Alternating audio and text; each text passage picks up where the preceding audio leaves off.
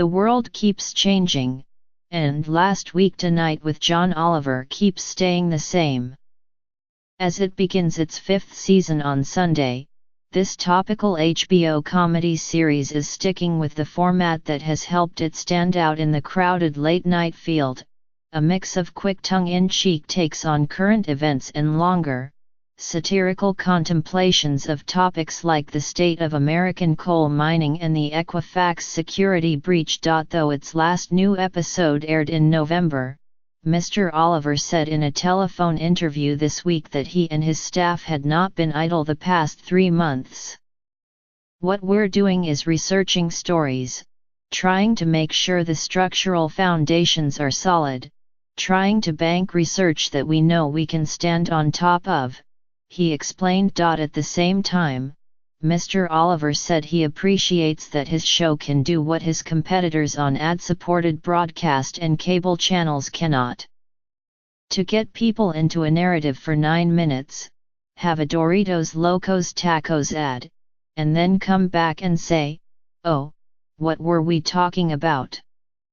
It's hard, he said. But during the recent news cycles when Last Week Tonight was in reruns, Mr. Oliver was still in the spotlight. He drew attention in December for moderating a public panel discussion where he persistently questioned Dustin Hoffman about a statement the actor released after being accused of sexual misconduct. Mr. Oliver spoke further about the coming season of Last Week Tonight and his exchange with Mr. Hoffman. These are edited excerpts from the conversation. At this time last year, you spoke about not wanting Last Week Tonight to be overrun by coverage of President Trump. Do you think you succeeded? I was quite anxious that we protect the main body of our show from being cannibalized by him. So, I think we were able to do that. We tried to contain talking about whatever he had done that week to the extent that we could to the first section of the show, leaving the majority of the show for those long pieces that have nothing to do with him. Still, it's hard to ignore the president, right? Even though we did a piece on vaccines, he was in that, only because the president has expressed vaccine skepticism. It felt irresponsible not to mention the fact that there is someone in the Oval Office who's expressed skepticism for vaccines, which is dangerous. A year into this administration, do you feel a certain futility in your task, that all this satirical sunlight you're providing is not serving as any kind of disinfectant? When we take a position, we try to keep people on board who might disagree, so that at least they can watch our thought process. We don't want to be another haranguing voice, which turns people off. We did a long piece about the Confederacy, and I understand that people have different feelings about what those monuments mean. We didn't want to do the shorthand, which is blah, blah, blah, you're all wrong, they've got to come down. We tried to explain who Jimmy Savile is, who was a genuine hero in Britain, who we had built statues of because he was so iconic. Then his memory became recontextualized when it turned out he had done terrible things and those statues had to come down. When you talk about that for a few minutes, you get people to at least buy into the idea that history can recontextualize people's actions. Then, hopefully, you've approached it in a way that you're working from a basic point of agreement. Even if you don't agree with our conclusions at the end of it. A complaint I sometimes hear is that late-night shows have all become the same, too political, and reflexively anti-Trump.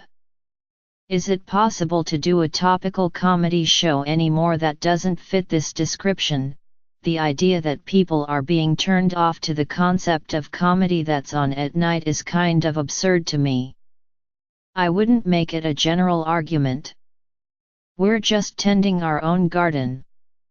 We were doing this kind of show before the Trump presidency, even before the Trump candidacy, and hopefully we'll be doing it after he's gone, whether that's in 4, 8, 12, or 16 years. It can take several weeks to research and produce the segments for your show. How do you keep them timely? A lot of the segments don't feel that timely, really.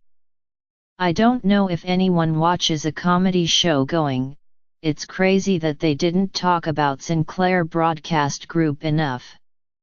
That's the problem with letting a Trump presidency cannibalize everything. Those things are happening. It's sometimes harder to detect because they're throwing out so many verbal smoke bombs. It can obfuscate some very important things that are happening behind them. Since your last season ended, there's been a significant rise of Me Too stories, prominent men being accused of sexual misconduct, and the movement's wider impact. Is there a way for a comedic show like yours to take on such a sensitive topic, that's just true of everything that we talk about?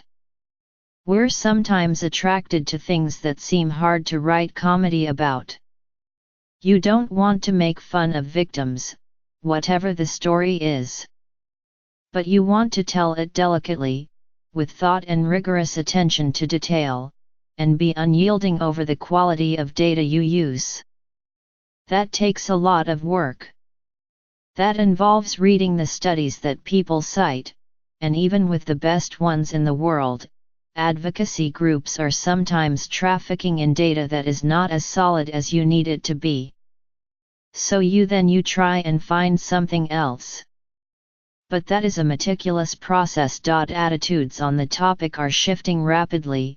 If your encounter with Dustin Hoffman was any indication, not his attitude. Laughs. That remains at square one. That became painfully clear. How did you feel after that interaction? What was really dispiriting to me was the extent to which that story became about me. The story, to my mind, was about how poor his answers were, not how good my questions were. Because it's not like they were great.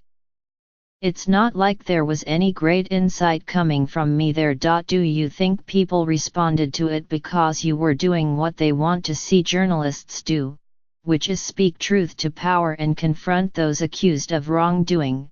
There were the allegations that had been reported out by The Hollywood Reporter, and I knew there were some more coming.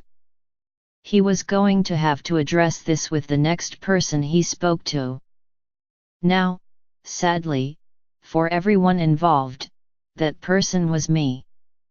I'd have moved on if the answers were not that bad. But I can't just let him say that, and say, "Oh, well put." I felt bad for some of the people in the room that did not want to be watching that, but I didn't feel it was my fault. What helps for me is that I've disappointed so many audiences in that past.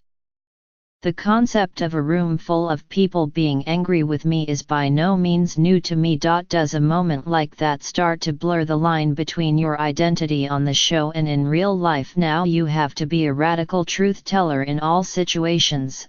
I don't think that was radical truth telling, by any stretch of hyperbole. That was just asking some basic questions that had to be asked and then not backing down when the answers were bad.